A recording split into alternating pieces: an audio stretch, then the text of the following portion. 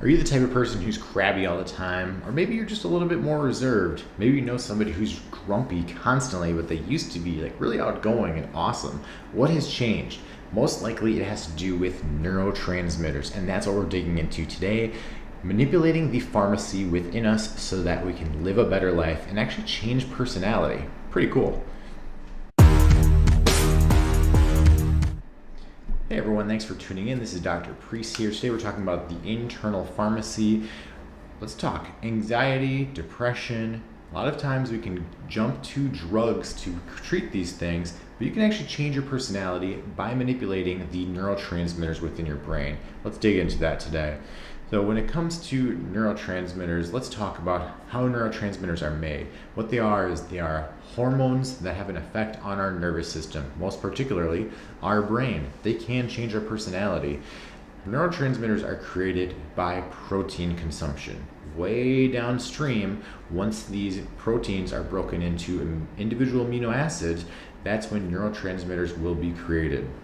We know protein is important for maintaining muscle mass. We know it's important for maintaining healthy gut. We know it's important for maintaining a healthy immune system, but a lot of people don't realize how important it is in creating these chemicals that are known as neurotransmitters that are going to affect our personality.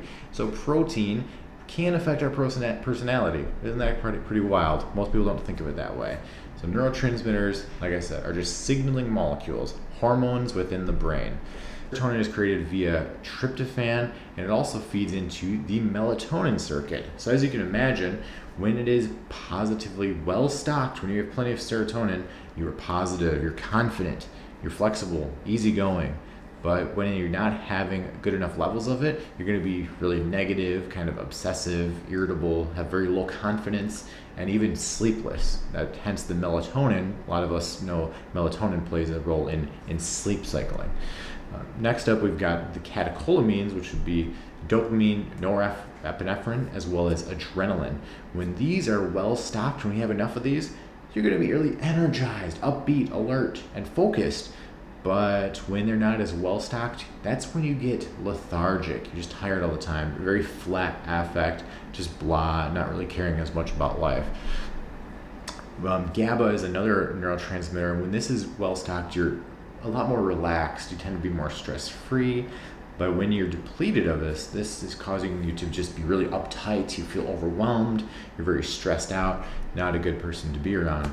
And lastly, we have the endorphins. When these are well stocked, you have comfort. You're enjoying the pleasures of life. There's almost like a euphoria about you because you can actually just like enjoy and live in the moment. But when this is understocked, you're going to experience oversensitization. You just cry easily. That's the biggest sense of imbalance. I remember when I was a kid, I think I had a lot of this when I was very young. My mom said I cried a lot when I was like 5 years old. So the thing about these neurotransmitters is when you consume protein upstream, ideally you create sufficient amounts downstream of the neurotransmitters so you can be a balanced person and you can have plenty of the neurotransmitters to get you through. But what happens is when we have something called SIBO, which is small intestinal bacterial overgrowth, a type of dysbiosis, an imbalance of the microbes within your gut, what happens is it can interfere with some of the absorption and metabolism and creation of these neurotransmitters, and therefore you're going to have an imbalanced quantities. Therefore, somebody who is struggling with personality change or has depressive issues, anxiety issues, just wants to be more balanced, the first place to really look would be the gut, because that is the origination point for all the neurotransmitters. Additionally, you can focus on really increasing the quantity and dosage of protein consumed, because that's going to push more into this process so that downstream you create more neurotransmitters. But obviously, focusing on gut health is paramount with anyone who wants to just live the most vibrant personality that they can. I think a lot of people think that they're just doomed to this blah sentiment or just this oversensitization. And some of us have like some imbalances in our neurotransmitters, or we tend to be dominant in one versus the others. But to live a more balanced life, we need to heal that gut, which means limiting processed foods, increasing the really rich fruits and vegetables that provide so much health, as well as increasing the protein consumption. A lot of people don't even realize there's a connection with these neurotransmitters and the way that we operate. You can really change a person just by manipulating neurotransmitter levels.